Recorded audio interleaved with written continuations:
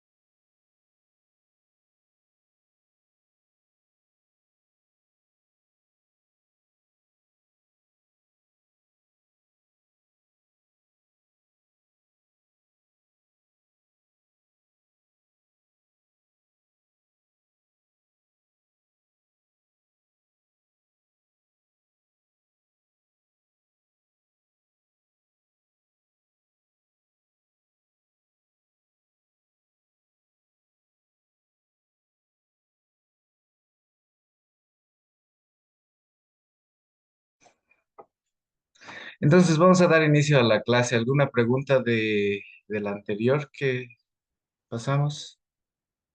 ¿Se escucha bien? ¿Me escuchan todos?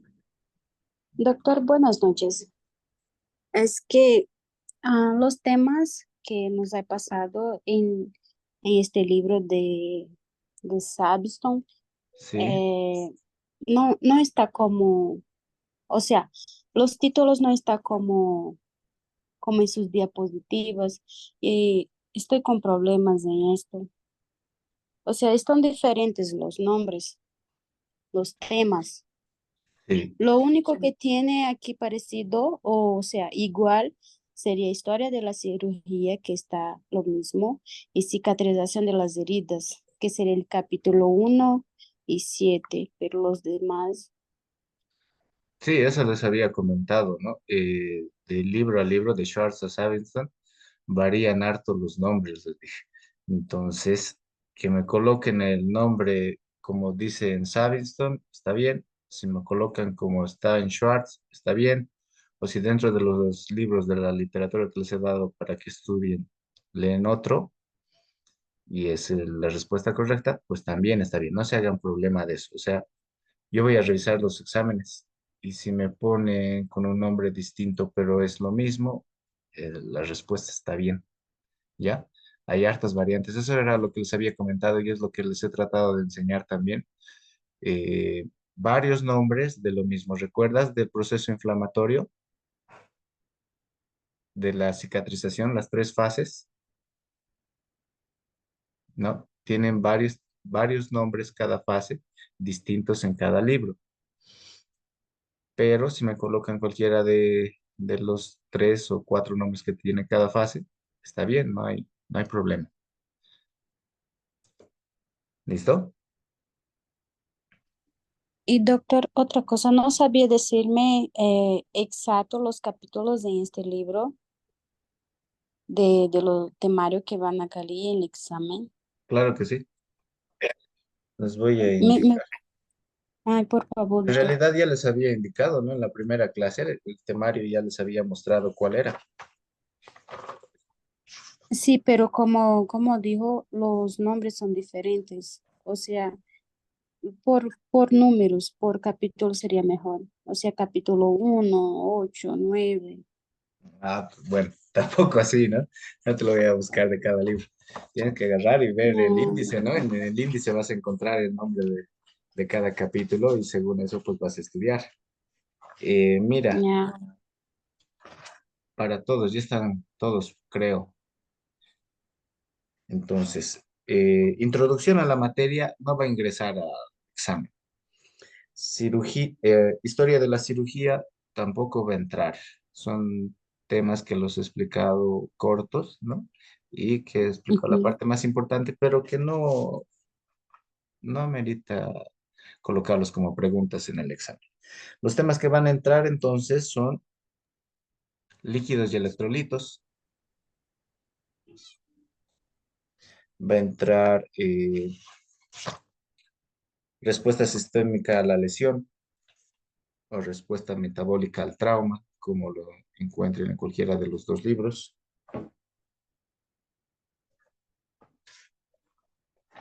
Va a entrar parte de lo que es desequilibrio ácido-base, que estaba cortito y puntual en lo que habíamos llevado. Cicatrización de heridas, eh, manejo pre, trans y posoperatorio, ¿no es cierto? Cirugía pre y posoperatoria, como está en el otro libro. Y va a entrar infecciones quirúrgicas, más el tema que vamos a llevar hoy día. ¿Listo? No son muchos temas, es el primer parcial, entonces traten de leerlo bastante. Obviamente no va a estar exacto como en el libro, porque lo que yo he hecho ha sido resumirlo y agarrar y pasarlo a una forma didáctica para enseñarles y para que me entiendan mejor. ¿Está bien?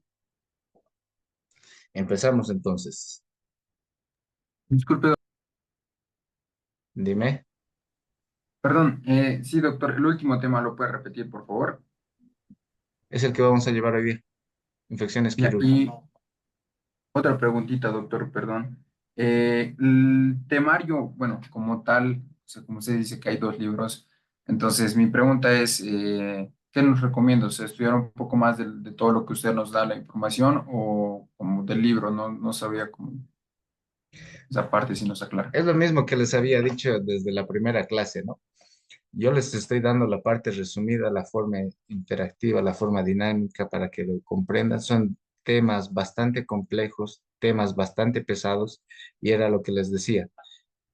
Ahora que ya les he dado la clase, vayan a casa y lean el tema para que entiendan, y si las dudas que tengan me las dicen en clase la siguiente, les dije.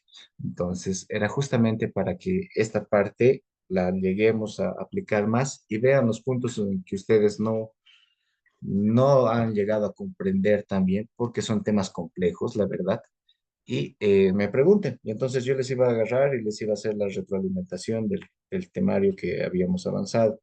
¿Ya? En cuanto a esta parte, ¿cuál libro les convendría, me dices? Tal vez Schwartz para este primer parcial, porque está menos complejo que Sabinson en cuanto a la redacción, para que puedan entenderlo mejor. Pero aún así son temas grandes. En ambos libros son temas grandes. Así que si lo leen de Schwartz o lo leen de Sabinson, es lo mismo. Pueden intentar de cualquiera de los dos. ¿Ya? Y sumado a la parte que yo les estoy indicando, ¿no? Gracias, doctor.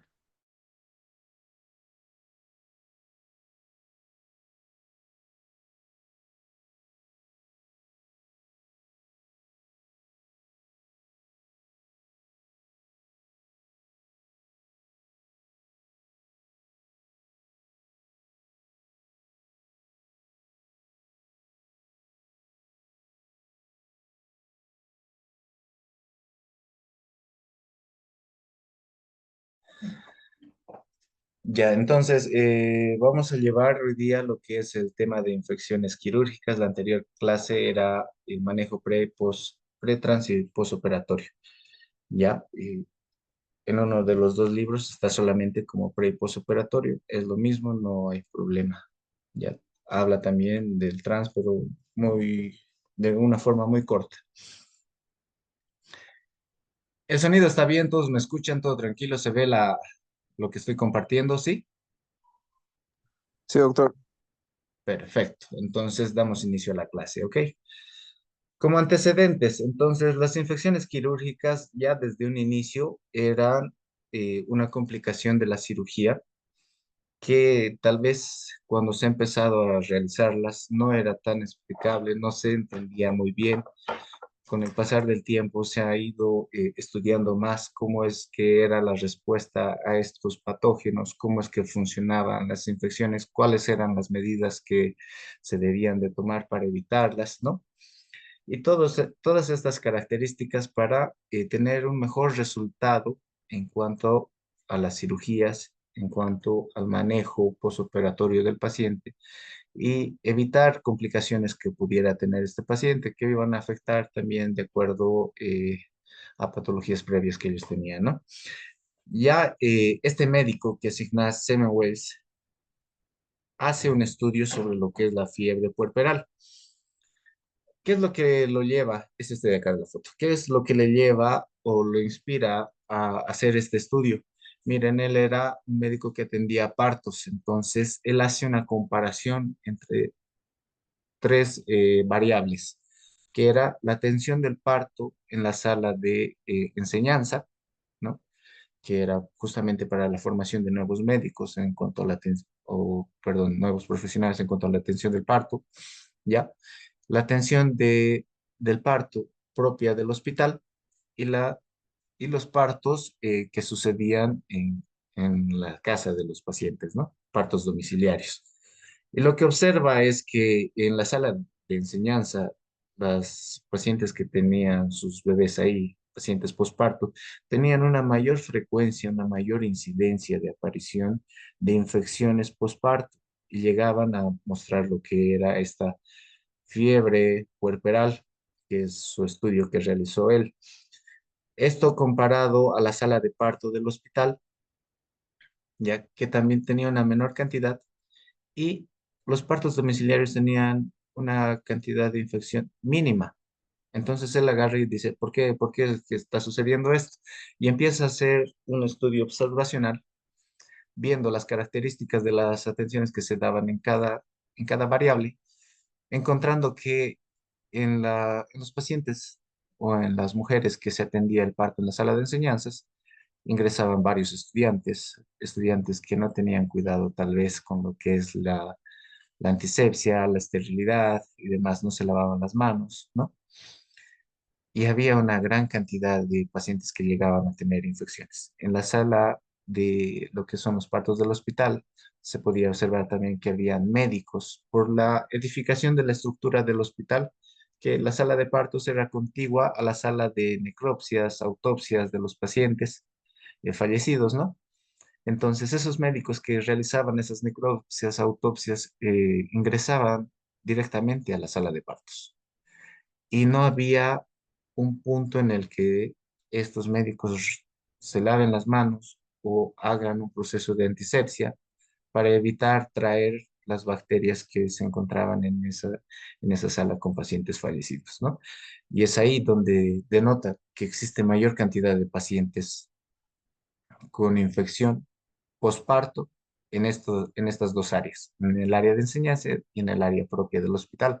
Es decir, que tenían menos frecuencia de infección teniendo sus hijos de forma domiciliaria.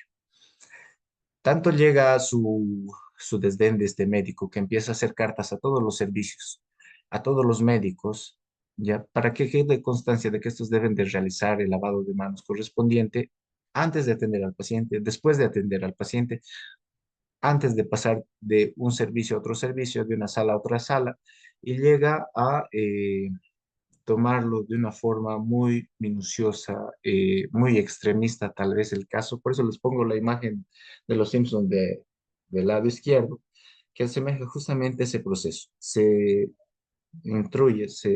entromete tanto en ese punto de los microorganismos que los médicos del tiempo en el cual este médico vivía piensan que se encontraba loco. Incluso lo ingresan a un psiquiátrico para el manejo de él y llega a fallecer sin que los médicos de su temporada, de su contemporaneidad, lo tomen en cuenta, sin que le den la importancia necesaria.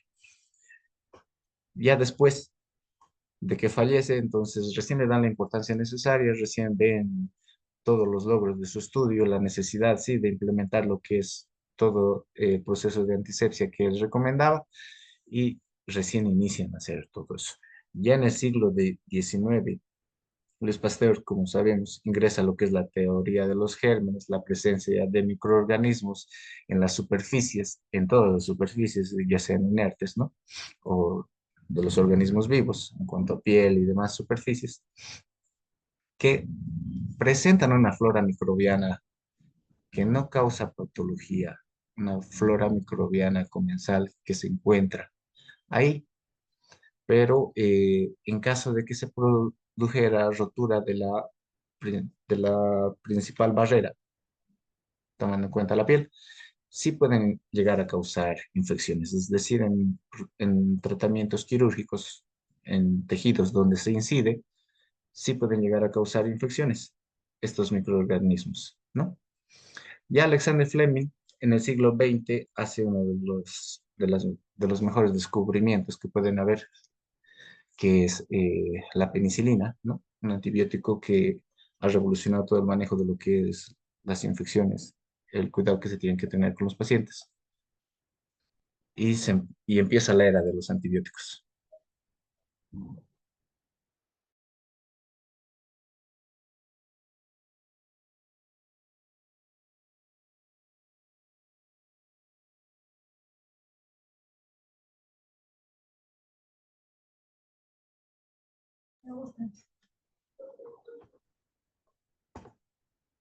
No pasa. Siguiente. Ahí está. Bueno, entonces, definición de infecciones quirúrgicas. Es la proliferación bacteriana en tejidos, ya sean superficiales, profundos o que afecten cavidades. Esta tabla de acá es sacada de lo que es el Metzel. También está esta clasificación en tanto Sabinson como Schwartz. No así en tabla, pero sí está hablada dentro de lo que es el temario.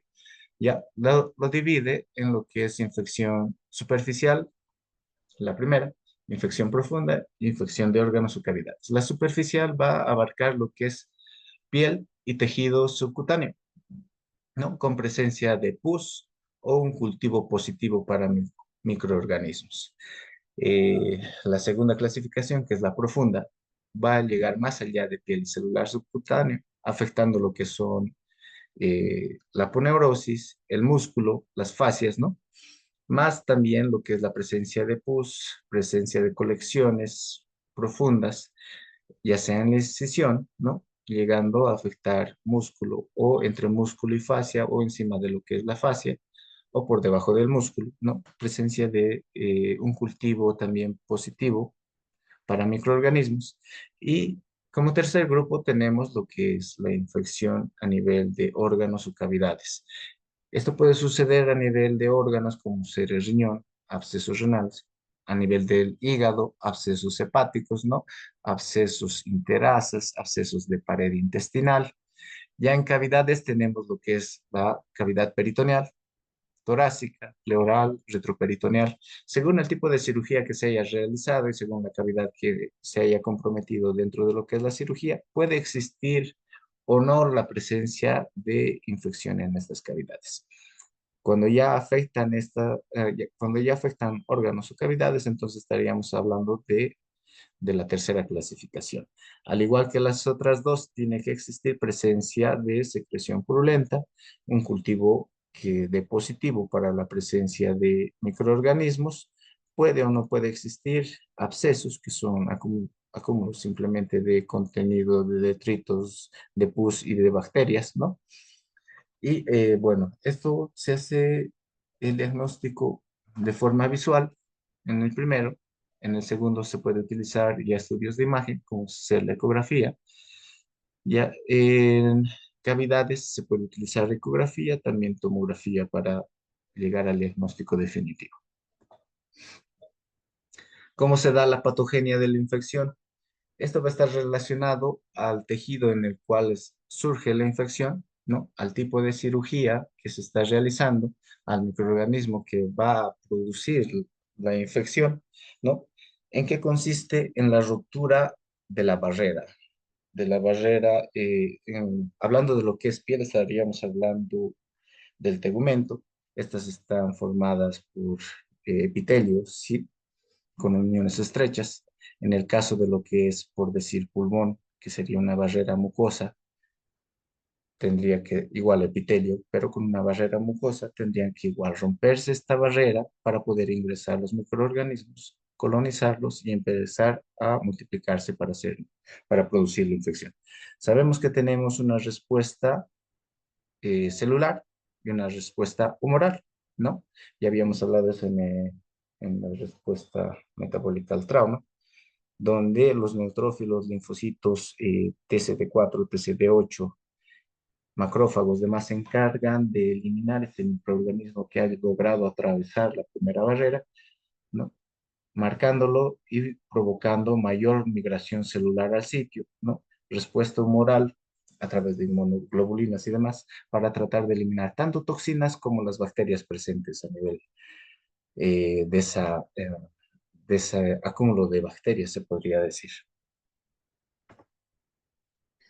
Entonces, tenemos que saber que va a existir una microflora o flora bacteriana endógena, ¿no? O propia de cada tejido. ¿A qué hace referencia esto? A que a nivel pulmonar tenemos una flora microbiana, a nivel de la piel tenemos un tipo de flora microbiana, gastrointestinal, genitourinario de igual forma. Entonces, todas estas capas sí presentan flora microbiana comensal, flora microbiana que no causa la patología, que no causa una patología a menos que se rompa justamente lo que les indicaba esa barrera que están ejerciendo. ¿Cómo vamos a manejar esto? A través de la prevención de lo que es la invasión microbiana. ¿Cómo prevenimos? Puedes utilizarse en este punto lo que es el uso de material estéril, lo que es el mantenimiento de un ambiente aséptico y realizar la antisepsia del campo quirúrgico. La antisepsia del campo quirúrgico, sabemos que tenemos varios antisépticos que se pueden utilizar, dirigidos también a tipos bacterianos, también en cuanto al tiempo de duración de lo que es el antiséptico, ¿no?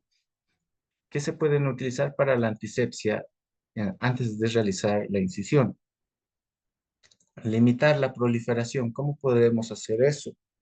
Podemos utilizar lo que son antibióticos de forma profiláctica para disminuir la cantidad de bacterias presentes en el sitio donde se va a realizar la cirugía, en el sitio donde se va a realizar la incisión, así evitando que cuando se produzca esta incisión, estos microorganismos que de inicio no eran patógenos, no lleguen a causar una infección en ese tejido. Así, los retenemos o los eliminamos de ese tejido con estas medidas que acabo de comentarles. Ahora, les decía, la piel, el intestino, los pulmones, los ojos, la nariz y demás, todos en sus superficies contienen microorganismos. Ahora, ¿cómo se hace el control de estos microorganismos? ¿Cómo llegan a evitar que estos microorganismos atraviesen y causen la infección? Hay una forma mecánica, una forma química y microbiológica, ¿ya?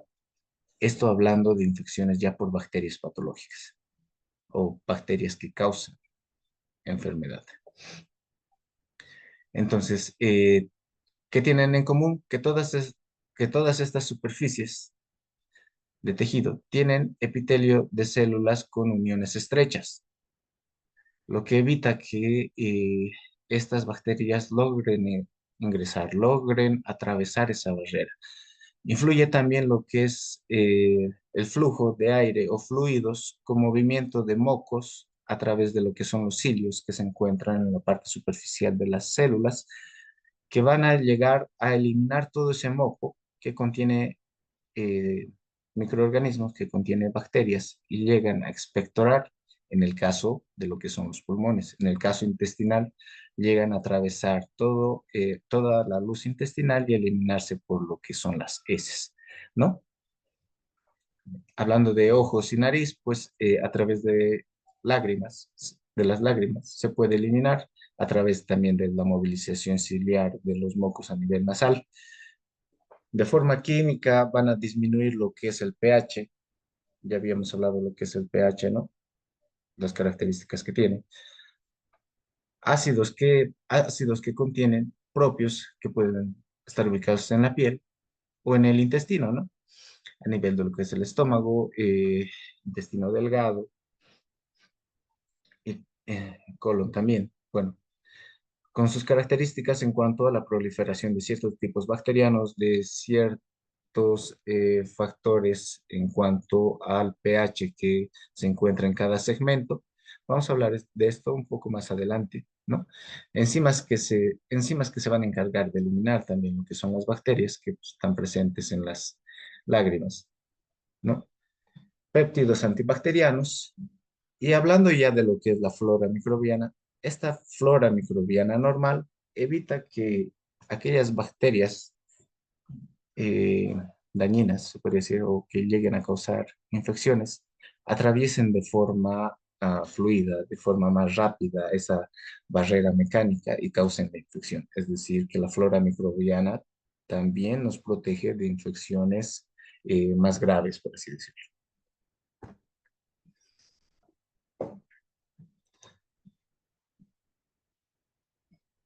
Ya, ya se-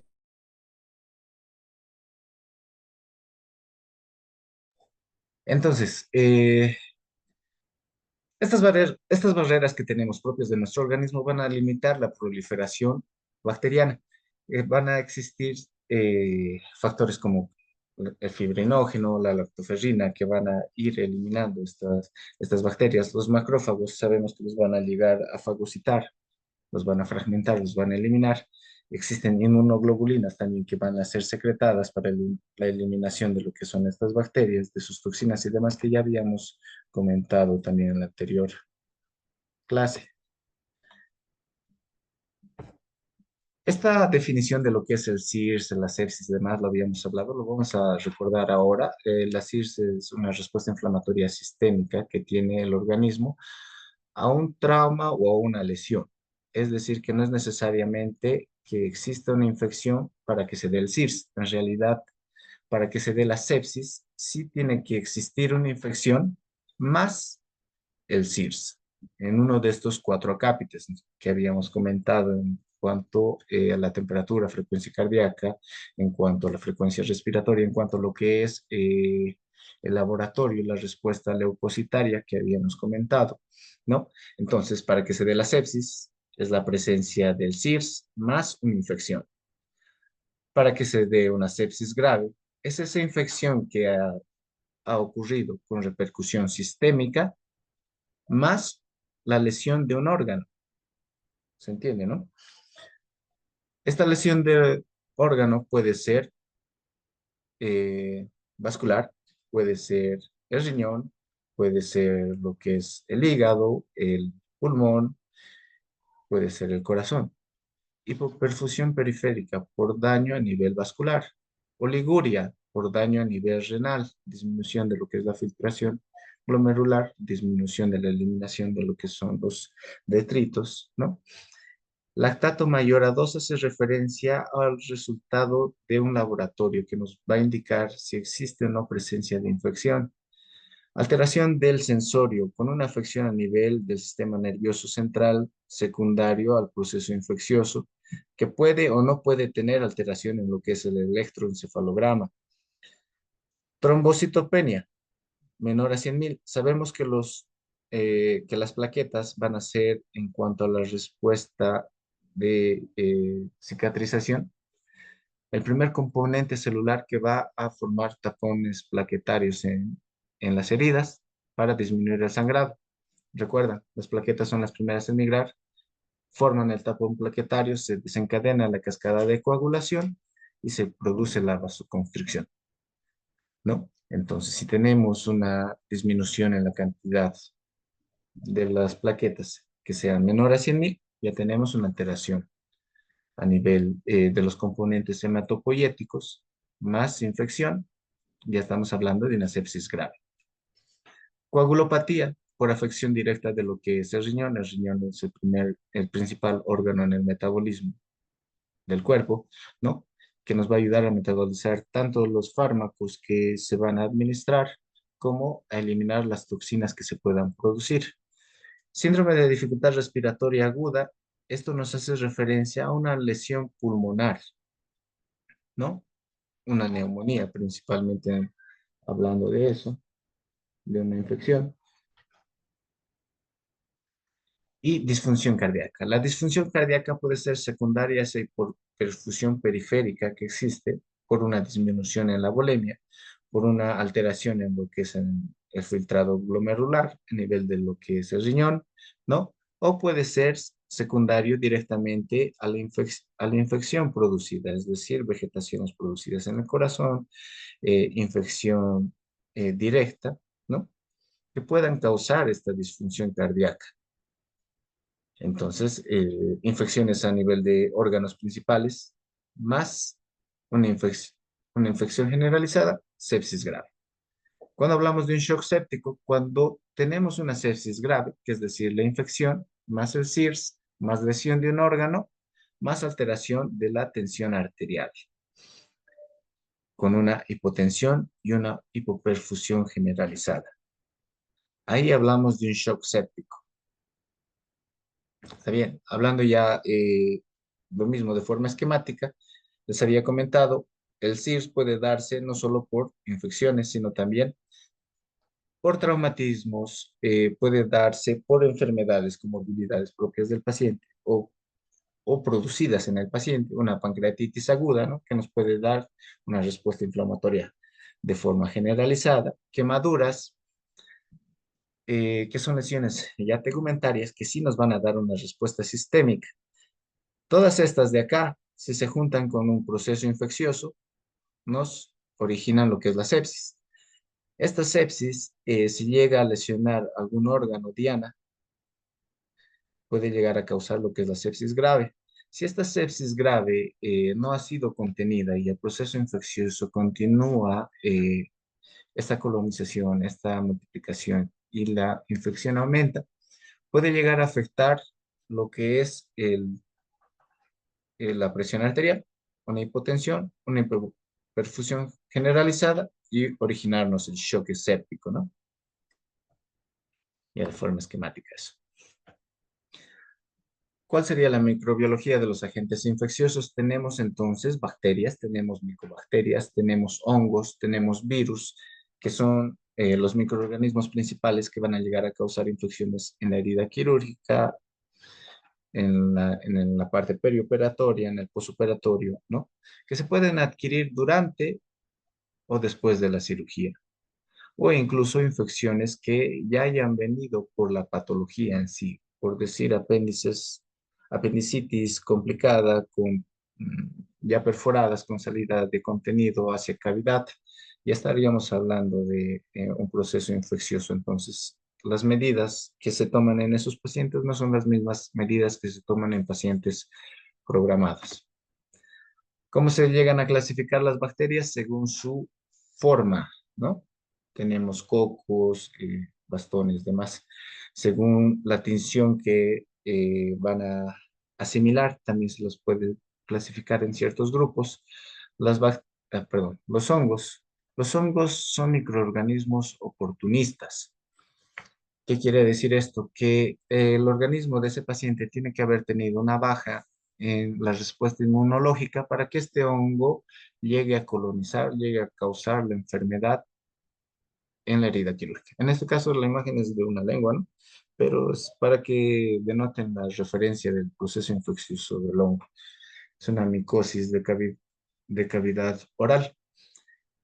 Hablando de la parte quirúrgica, estaríamos hablando de una infección sistémica o de una infección localizada en el sitio quirúrgico. Teniendo en cuenta la parte de la infección por virus, se toman las principales infecciones virales como el VIH, la hepatitis B, la hepatitis C, el Epstein-Barr, que son virus que van a estar presentes o que pueden en realidad estar presentes en la cirugía, que va a condicionar medidas que nosotros tenemos que tener en cuenta para cuidar al paciente y para cuidarnos nosotros.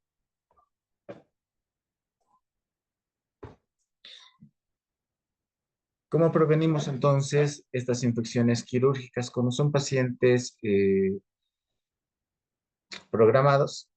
Tenemos la posibilidad de realizar mayores estudios, de tomar el tiempo necesario, de corregir las comorbilidades que tenga el paciente para que ingrese en en mejores condiciones o óptimas condiciones, ¿no? Principios generales, como habíamos hablado dentro de los antecedentes, puede existir ambientes contaminados. Entonces, las cirugías normalmente se hacen en quirófanos que se consideran que están estériles, con material esterilizado en cuanto a batas, instrumental y demás, que van a disminuir la cantidad de bacterias que se encuentran presentes en las superficies. De esta forma se puede disminuir las infecciones, realizar lo que es también la antisepsia. Se va a cortar el video, van a ingresar al segundo link, por favor. En un momento más ya se corta. Ingresan a otro. Y vamos a dar continuidad, ¿sí?